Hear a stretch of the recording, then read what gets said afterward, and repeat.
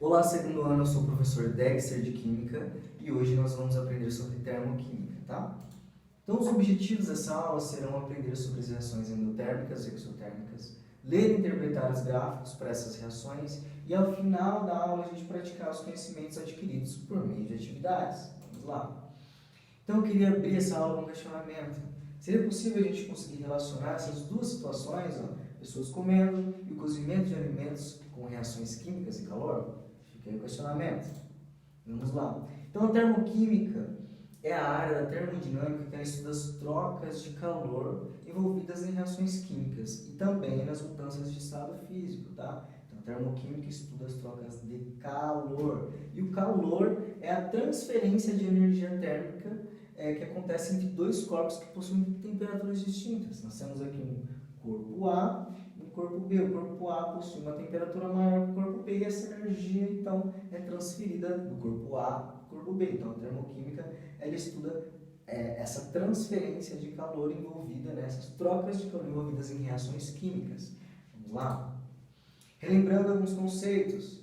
Equação química. Equação química, ela nada mais é que a representação gráfica de uma reação química, tá? Os reagentes, então, estão no estado inicial dessa reação química e os produtos estão no estado final. Lembre-se disso. Reagente, estado inicial, produto, estado final, tá, da reação química. Vamos lá. Vamos falar de entalpia agora. A entalpia é a quantidade de energia de cada substância presente numa reação química, tá? E a variação de entalpia de uma reação química, ela pode ser calculada pela diferença, ó.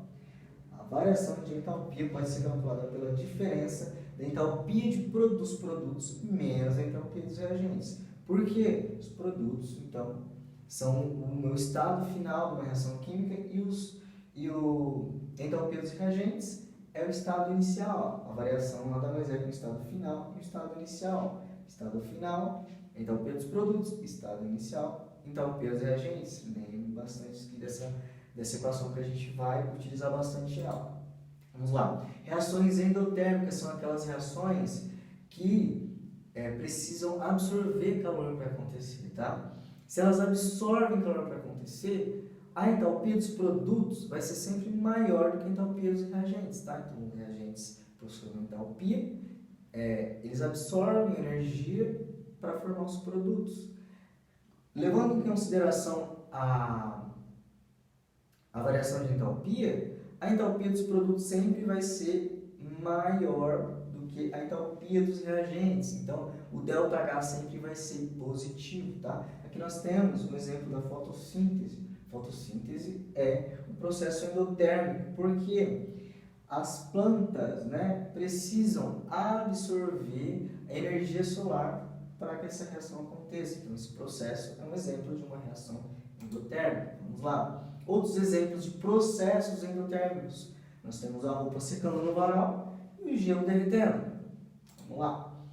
Agora, análise gráfica de reações endotérmicas. Sempre, pessoal, esses gráficos vão ser o seguinte, ó, no eixo Y vai ficar os valores da entalpia e aqui no eixo X vai ser o desenvolvimento da reação, na qual a reação começa aqui no encontro dos eixos e termina ao infinito, como os matemáticos gostam de falar.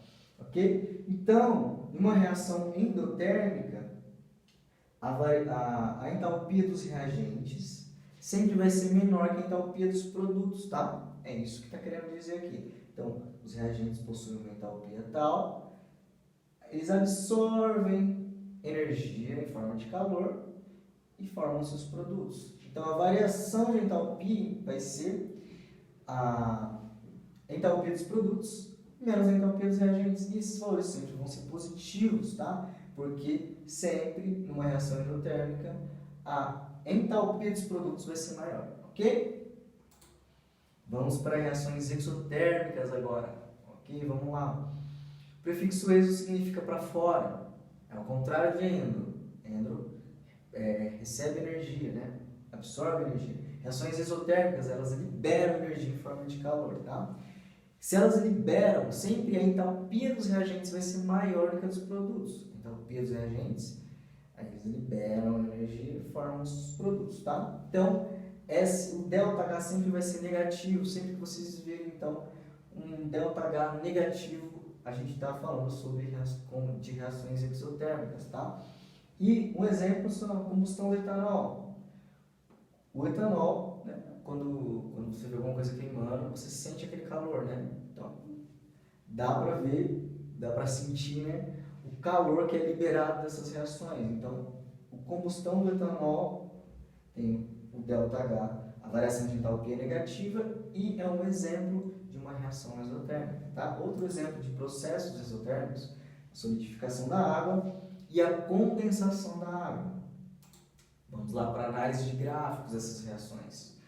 Novamente, entalpia no eixo Y, desenvolvimento da reação no eixo X. Então, no começo da reação, os reagentes vão ter uma energia maior, essa energia é liberada e formam-se os produtos. O ΔH sempre vai ser negativo em reações exotérmicas, porque a variação de entalpia é dada pela entalpia dos produtos menos a entalpia dos reagentes. E a entalpia dos produtos, numa reação exotérmica, sempre é menor, tá? Porque a energia é liberada. Ok? Vamos lá então, vamos começar a atividade. Vamos lá, o metano é um poluente atmosférico e sua combustão completa é descrita pela equação química balanceada ali. Então, o metano mais o oxigênio se reagem entre si formando gás carbônico e água, tá? E esse daqui é o gráfico, então, dessa reação, o gráfico energético, tá? Que leva em consideração a entalpia e o progresso da reação. Como nós podemos ver aqui, ó, a energia dos reagentes no começo da reação é maior que a energia dos produtos. A gente já consegue ver daí que a energia foi liberada. Com a energia liberada, a gente está se tratando então de um processo exotérmico, uma reação exotérmica. Então, está pedindo para calcular a variação de entalpia e definir se é uma reação endotérmica ou exotérmica. Só pelo gráfico a gente já viu que a energia foi liberada, então trata-se de uma reação exotérmica, ok? E a variação de entalpia, então a gente utiliza aquela equação de variação de entalpia é igual a entalpia dos produtos menos a entalpia dos reagentes. Qual a entalpia dos produtos? 75. A entalpia dos reagentes? 965, ok? Então a gente faz 75 menos 965. Vamos lá? Vamos resolver isso. Ó. A entalpia, a variação de entalpia, então, dos produtos menos dos reagentes. Como se trata de uma reação exotérmica, esse valor sempre vai ser menor que esse. Então nós temos aqui que a variação de entalpia dessa reação é menos 890 kJ por mol. Tá? Essa é uma reação exotérmica, pois o ΔH é menor que zero. Então houve uma liberação de calor. Ok? Vamos lá. O que aprendemos então nessa aula? Nós aprendemos sobre as reações endotérmicas e exotérmicas. Nós lemos e soubemos interpretar então os gráficos para essas reações e praticamos conhecimento por meio de uma atividade, ok? Então, todos os nossos objetivos foram alcançados nessas aulas. Essas são as referências. Ótimo, muito obrigado. Chegamos ao fim da nossa aula.